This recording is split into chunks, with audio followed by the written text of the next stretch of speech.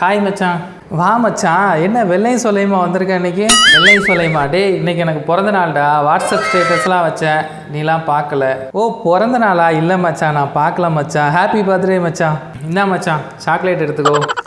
Okay okay okay மச்சான். அப்போ இருந்து இப்போ வர நீ மாறவே இல்லையாடா? நம்ம 90s டைம்லலாம் என்ன பண்ணுவோம் அப்படின்னா, இந்த மாதிரி பிறந்த நாள் அப்படின்னா புதுசு சட்டையை போட்டு வந்துட்டு ஒரு தட்டில் சாக்லேட்லாம் வச்சுக்கிட்டு அப்படியே இன்றைக்கி எனக்கு பிறந்த நாள் அப்படின்னு சொல்லிட்டு கிளாஸ் முழுக்க சாக்லேட் கொடுப்போம். அதை இன்னும் மறக்காமல் அப்படியே வச்சுருக்கேடா மச்சான்.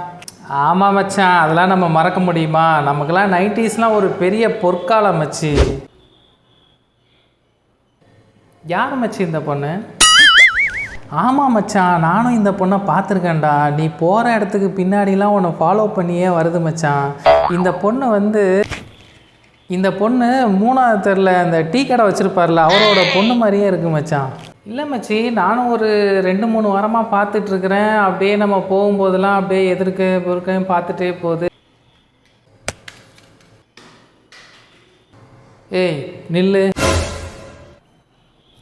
என்னது இது பேப்பரு இவ்வளோ கசக்கி போட்டிருக்கிற? லவ் லெட்டரா? லவ் லெட்ரு இவ்வளோ எழுதியிருக்கிறியே, அனுப்புனர் எழுதவே இல்லையே. அனுப்புனர் என்னன்னு தெரிஞ்சால் தானே உன் பேர் தெரியும். உன் பேர் என்ன? என் பேரா?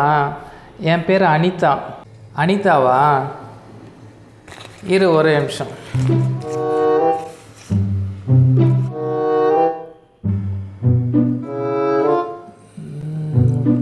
என்ன பண்ணுறீங்க? என்ன பண்ணிகிட்ருக்குறேண்ணா? ஃப்ளேம்ஸ் போட்டு பார்த்துட்ருக்குறேன். ஃப்ளேம்ஸில் சிஸ்டர்னு வருது. தங்கச்சி முறை உள்ள ஒரு பொண்ணை வந்து நான் எப்படி லவ் பண்ண முடியும்? அப்போவே உன் பேர் தெரிஞ்சிருது அப்படின்னா நான் அப்போவே ஃப்ளேம்ஸ் போட்டு பார்த்துட்டு தங்கச்சின்னு நான் சொல்லியிருப்பேனே.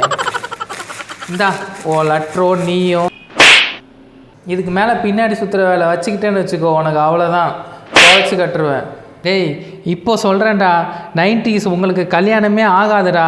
இதுக்கு மேலே நீ எத்தனை வருஷம் போனாலும் சரி, நீ இதே மாதிரி முரட்டு சிங்கிளாக தான்டா இருப்ப.